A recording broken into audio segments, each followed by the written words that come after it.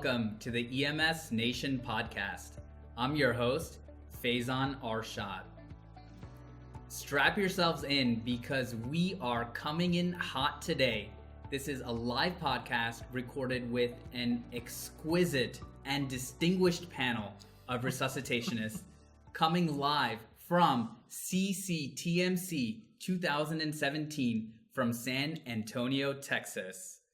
And with that, I would like to introduce Dr. Chris Fullagar, the IPP, not the OPP, the IPP, Immediate Past President of AMPA, the Air Medical Physicians Association, to talk a little bit about what CCTMC is. Well, thank you very much, Faizan. I am stoked to be here. This is an awesome conference, and I'm here with a wonderful group of colleagues. The Critical Care Transport Medicine Conference is currently celebrating its 25th year.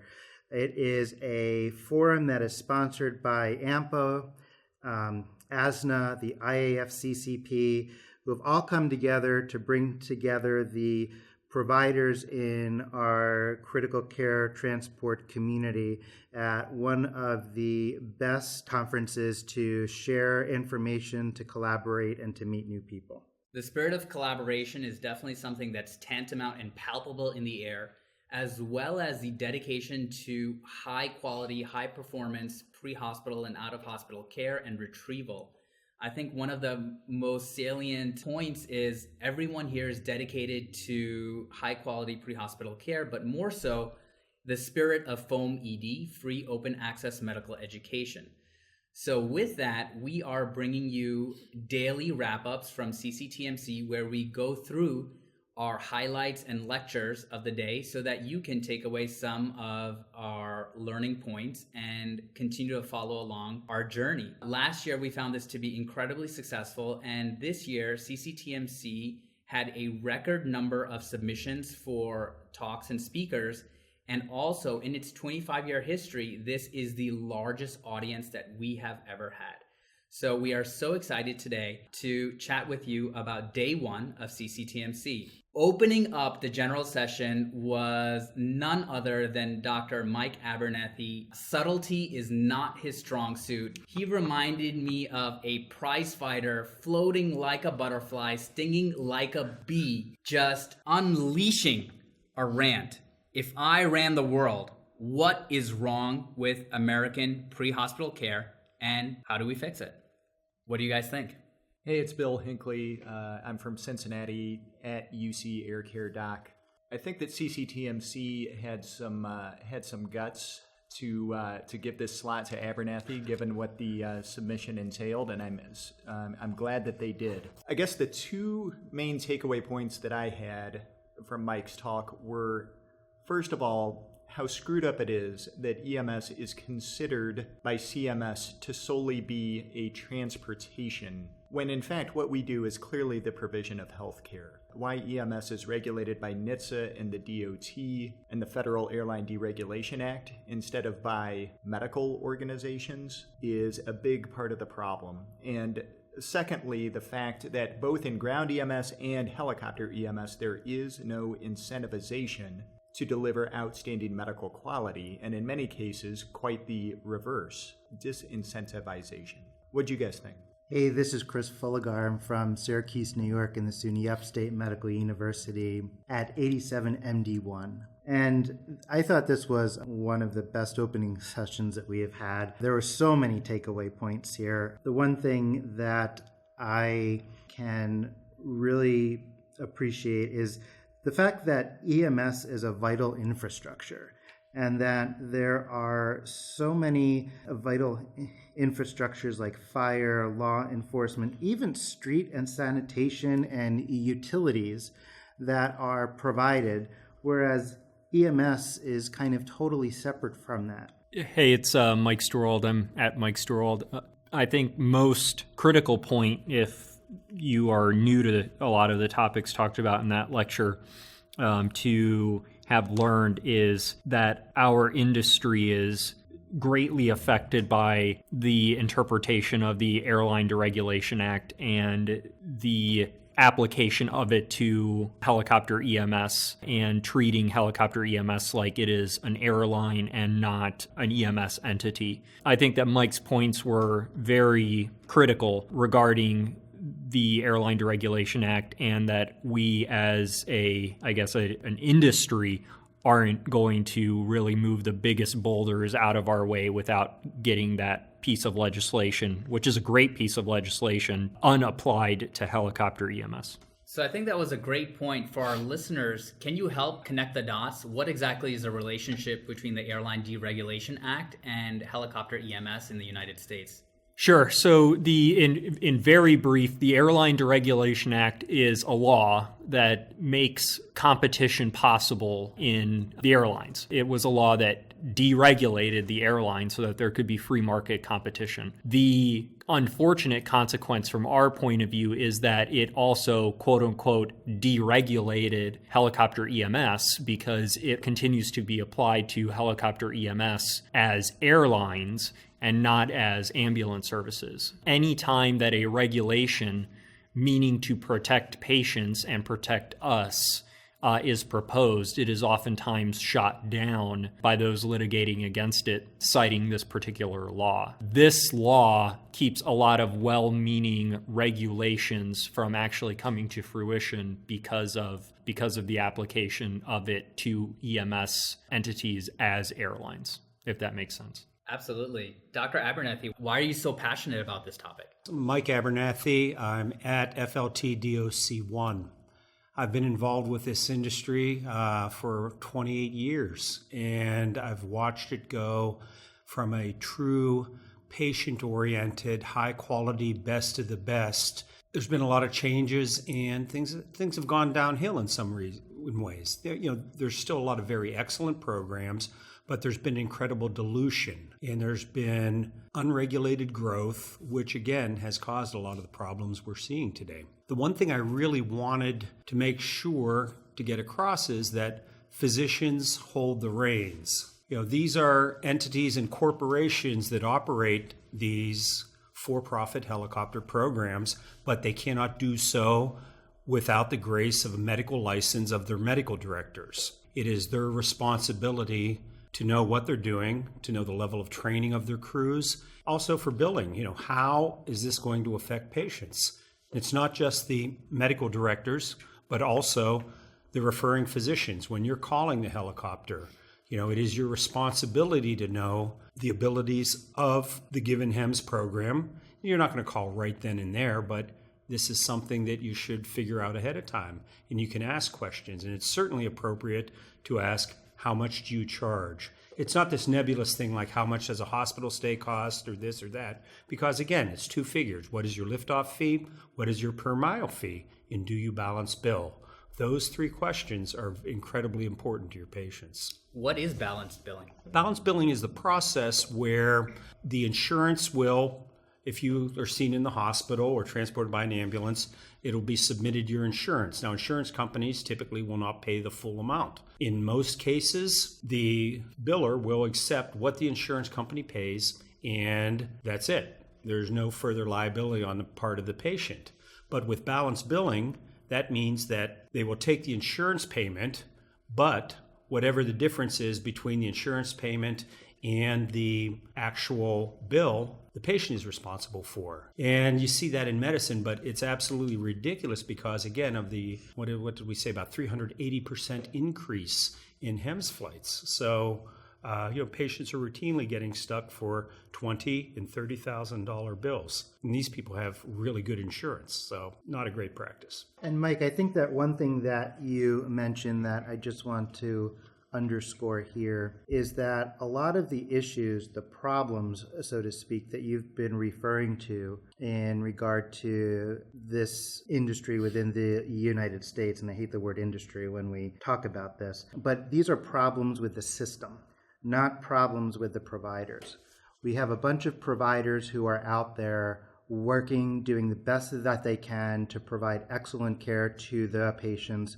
As you mentioned, they're certainly not doing it for the money, but they are there for the right reasons. But they are sort of forced to do it within the context of how the United States has set up this, and the Airline Deregulation Act, as you mentioned, does have a significant effect. The other thing that you mentioned specifically about that act is that the whole purpose of this act was to give increased choice to the passengers, and patients who are that of an air ambulance as opposed to an airline really oftentimes don't have that choice to make. The applicability of the Airline Deregulation Act is part of what is a problem with our system. So, Chris, I think what you're saying is that capitalism doesn't work if the person who gets the bill for the pizza is not the person who ordered the pizza. I think that's a good analogy there. Absolutely. And more so, this was not simply a lambast against the air medical industry. I think some of your salient points, Mike, were within ground 911 EMS. There are over 3,000 counties within the United States, and the variability in terms of medical excellence and the quality of care is incredible. Simply going from county to county, the variability in quality of care is staggering. And Dr. Fullagar and I just recently worked on a collaborative protocol for New York State so that we could have the most evidence-based, up-to-date guidelines for providers, regardless of which county they were operating in for that particular day or that week, or which shift or tour they were on. And I think it behooves us to continue to emphasize that high quality education and employing evidence-based medicine in 911 EMS is also of vital importance. And the soundbite of yours going along those lines that resonated with me the most was that just to cross a township border, you can travel back in EMS almost 40 years. And that is absolutely true within the United States. Excellent. So moving on to our next session, we had two fantastic talks. Jacob Miller spoke about the transport management of the severe ARDS patient, and Dr. Chuck Shepard also spoke about ketamine and marijuana. Is there nothing these two can't fix? So I went to Jacob Miller's talk. I'd never met this gentleman or heard him talk before. He is a flight NP at Cleveland Clinic and gave a great talk about management of ARDS.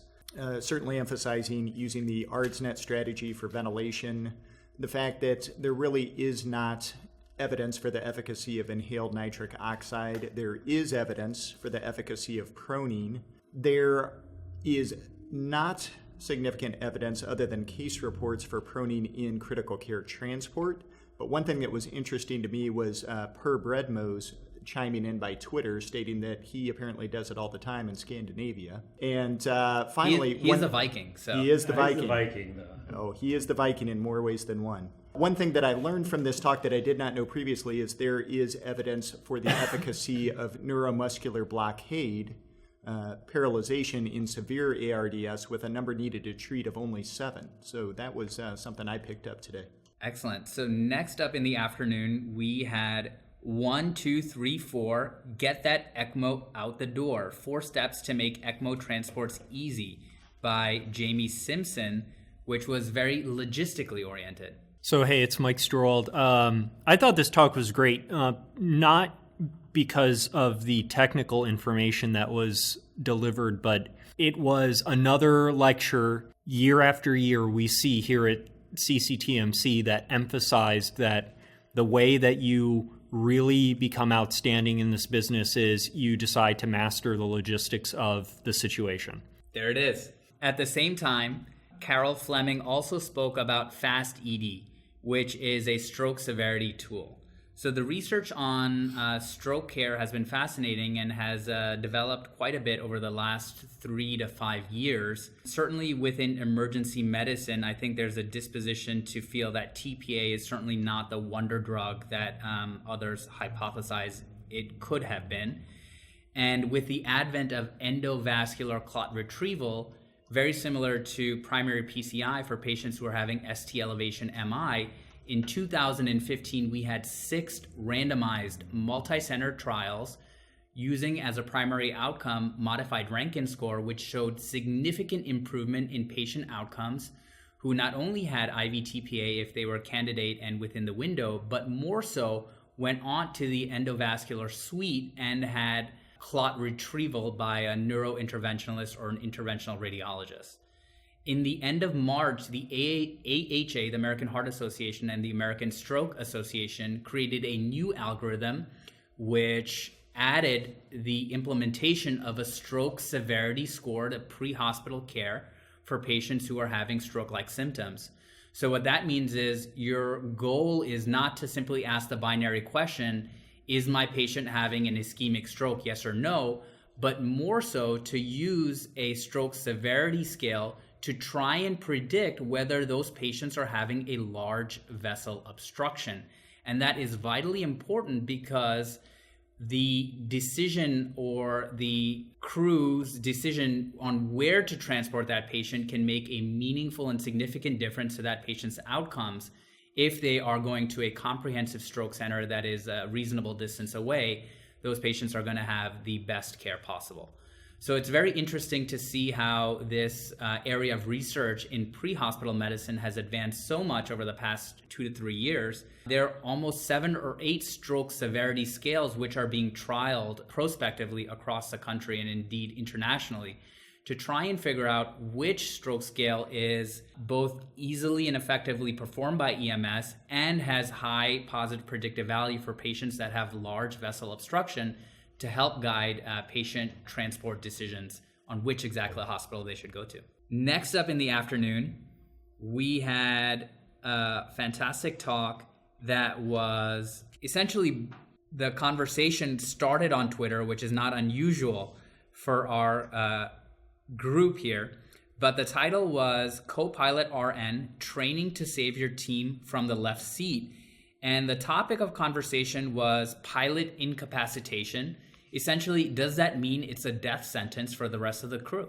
I was incredibly stoked to see this talk come to fruition. As rumor has it, I might have had something to do with the inception of the idea. So Michael Barrier and Tony Swan really showed a lot of courage to stand up in front of a critical care transport crew and make the assertion that pilot incapacitation does not need to be a death sentence for the rest of the crew.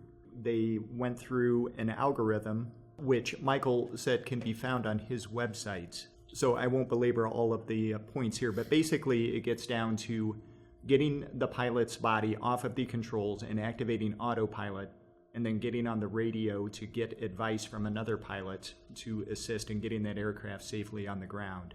I really think that this is something that our vendors should be actively working on teaching us, and not just on an ad hoc basis, but on an organized basis, just like they are very aggressive in teaching us AMRAM, Air Medical Resource Management. I thought this talk was actually quite interesting. By the way, the term stoked has entered my lexicon solely because of Dr. Hinckley. So otherwise I would never use that term, but I think the way that he uses it is perfect in so many ways. But in regard to pilot incapacitation, there really isn't a good alternative.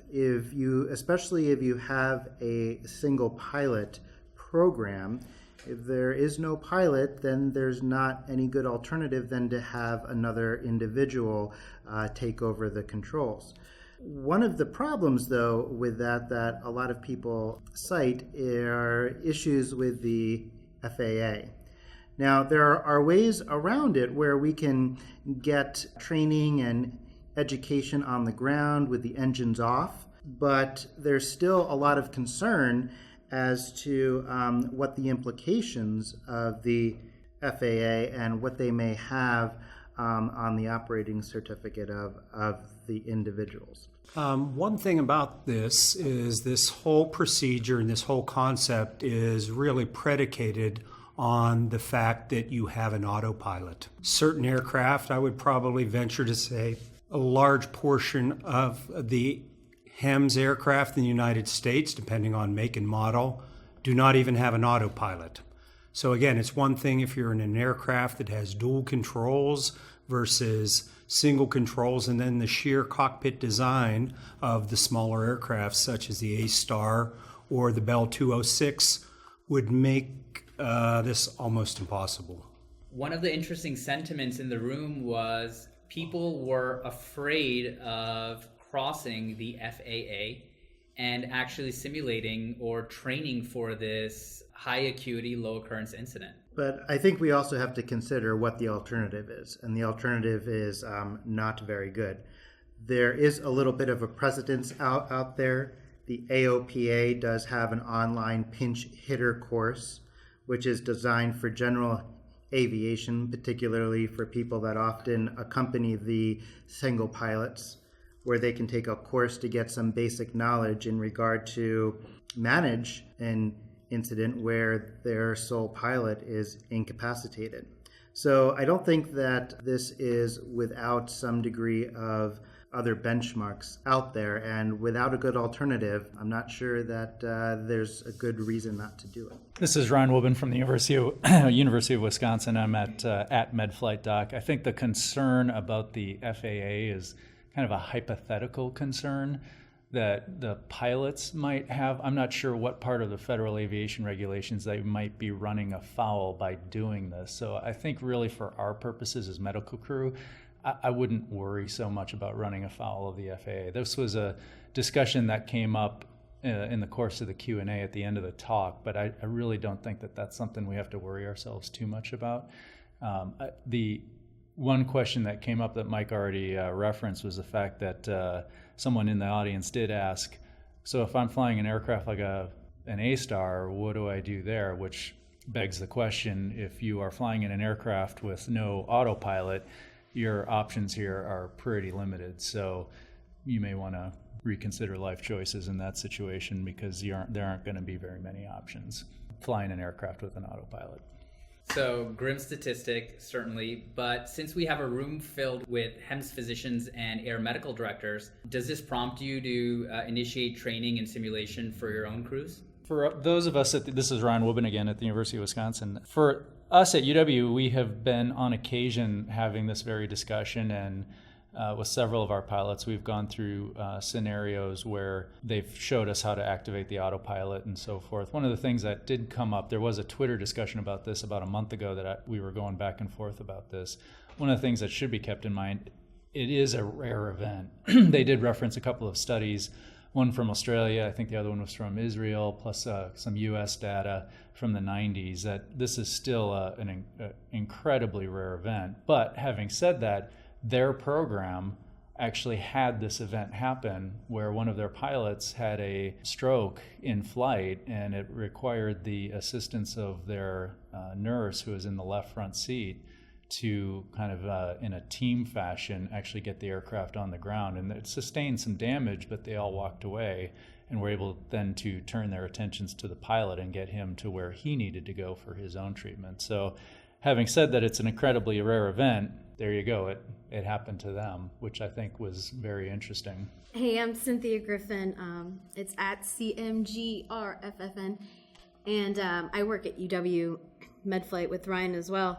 And one thing that was really interesting, I thought, with this talk was how they mentioned that usually there will be someone in that left seat, because most of our flight time is actually without the patient. There will be someone in that left seat when that rare occurrence happens, and if that rare occurrence is you, then you're gonna start messing with everything on that console to try to, not have that poor outcome.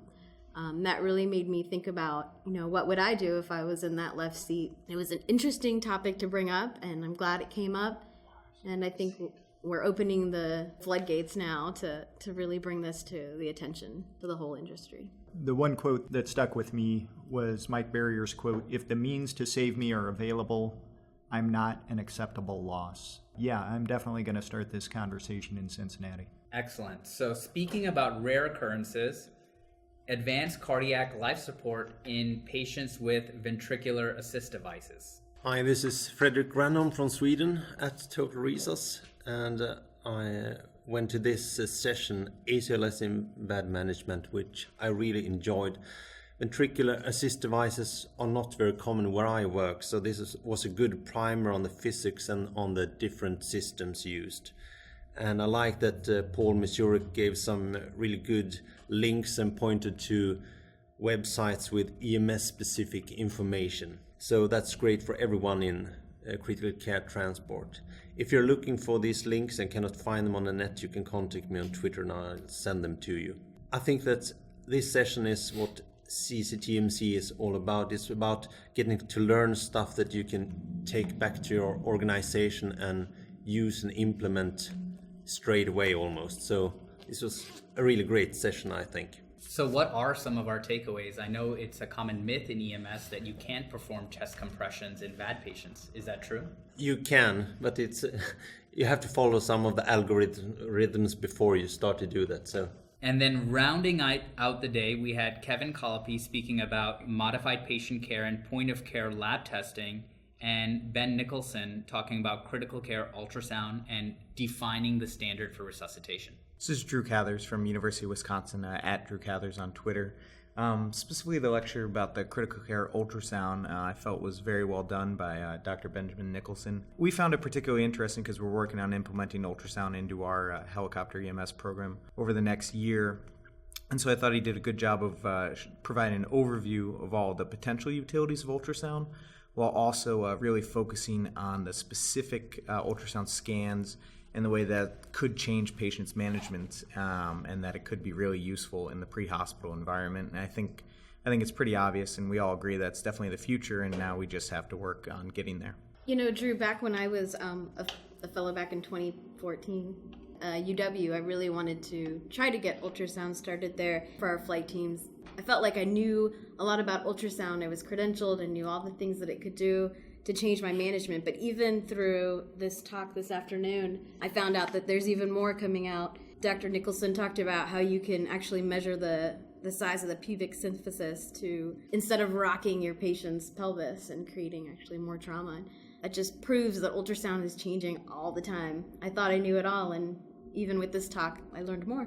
I couldn't agree more. So ultrasound back in the heyday was within the purview of radiology. They owned it. But in the past decade or so, ultrasound has really become a tool for resuscitationists so that we can help deliver the best care possible and reassess our patients who are critically ill, especially if they're decompensating. Ultrasonography is now a standard of care in the emergency departments with the US, and I think it's only natural for it to extend to the pre-hospital environment, especially in helicopter EMS and for critical care transports, because our patient populations are inherently ill, and as resuscitationists, we need the tools to best deal with those situations and assess and intervene as needed.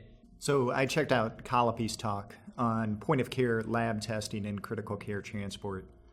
This guy always brings an incredible level of professionalism in his education and shows us how it's done. He talked about his own program's experience with the EPOC device by Alair, and a couple of the interesting takeaways were in patients in whom they attempted over a 2-year period to get point-of-care lab results, they were successful in getting them in 96%. So only 4% of the time could they not get them, and typically it was just a failure of the team to be able to get blood from the patient, not an actual device failure. Rarely they did have device failures from either temperature extremes or from like a QC card failure. But they were very successful in getting the results they wanted to get.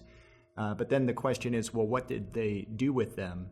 The most common treatment changes that were made based on those results were either a decision to initiate RSI, a decision to initiate non-invasive positive pressure ventilation, a decision to change vent settings on a patient who was already intubated, a decision to start antibiotics on patients who were screening positive for SIRS and had a positive lactate, or a decision to upgrade a patient's destination from a lower level of care to an ICU.